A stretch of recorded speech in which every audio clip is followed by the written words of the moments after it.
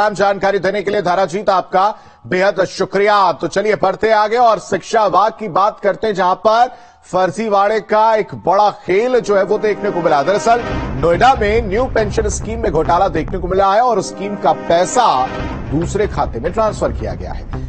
DIOS ने इसको लेकर थाना सूरजपुर में एफआईआर दर्ज कराई है। 547 कर्मचारियों का पैसा दूसरे अकाउंट में ट्रांसफर किया गया है। लेखाकार और बैंक कर्मियों पर मिलीभगत का आरोप भी लगा है।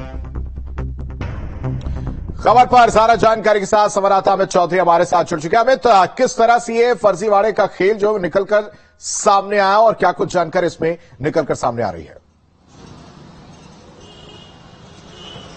देखिए, जो जानकारी है ये एफआईआर में दर्ज कराई गई शिकायत है, उसके आधार पर जो भी कर्मचारी थे 547 के आसपास अध्यापक और शिक्षा विभाग के अन्य कर्मचारी थे जिनके पीएफ का पैसा सरकारी खाते में पड़ा हुआ था, उस पैसे को कर्मचारी की इच्छा अनुसार बैंकों में लगाया जाता है ताकि अच्छा रिटर्न मिल सके। अभी तक जो मामला खुलासा हुआ है उसके मुताबिक इन कर्मचारियों ने एसबीआई या एलआईसी में इस पैसे को डिपोजिट करने के लिए संतुष्टि दी थी, लेकिन लेखाकार जो डीआईओएस के दफ्तर में तैनात है उसके द्वारा इस पैसे को एक निजी बैंक में ट्रांसफर कराया गया। काफी मोटी रकम है और इसके पीछे जो बैंक कर्मी हैं उनकी और लेखाकार की साठगांठ शुरुआती तौर पर सामने आई है। इसी तरीके के प्रकरण अन्य भी कई जिलों में सामने आए हैं, उनकी भी जांच की जा रही है। लिहाजा डीआईओएस ने इस पूरे मामले में सख्ती बरतते हुए शासन को भी लेखाकार के खिलाफ कार्रवाई करने के लिए लिखा है। दूसरी तरफ बैंकों को पत्र लिखा गया है कि जो पैसा इस निजी बैंक में जमा कराया गया उस पैसे को वापस किया जाए, लेकिन इसमें एक कानूनी अड़चन ये भी आ रही है कि पैसा वापस करते हुए 2%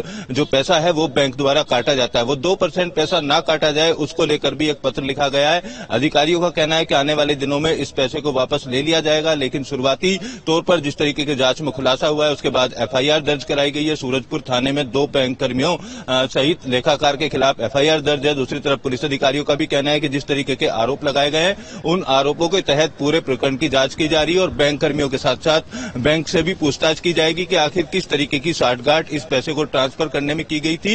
एक कमीशन को लेकर बात सामने आ रही है कि एक मोटा कमीशन जरूर तय हुआ हो लेखाकार या अन्य जो सरकारी विभाग के कर्मचारी हैं उनके बीच में, जिसके बाद बिना कर्मचारी की अनुमति के इस पैसे को सरकारी जो बैंक खाते हैं उनमें जमा न कराकर एक प्राइवेट बैंक में इसको जमा करा दिया गया। जो कमीशन है उस कमीशन की बात सामने आ रही है। फिलहाल अब देखना यही होगा कि पुलिस की जांच में किस तरीके के तथ्य निकल कर आते हैं और जो शासन को डीआईओएस की तरफ से पत्र लिखा गया है कि इसके खिलाफ कार्रवाई की जाए, तो आने वाले दिनों में लेखाकार के खिलाफ किस तरीके की कार्रवाई होगी ये देखने वाली बात होगी। नजर बना के रखिए। तमाम जानकारी देने के लिए अमित आपका बेहद शुक्रिया। और अब बात करेंगे ऑपरेशन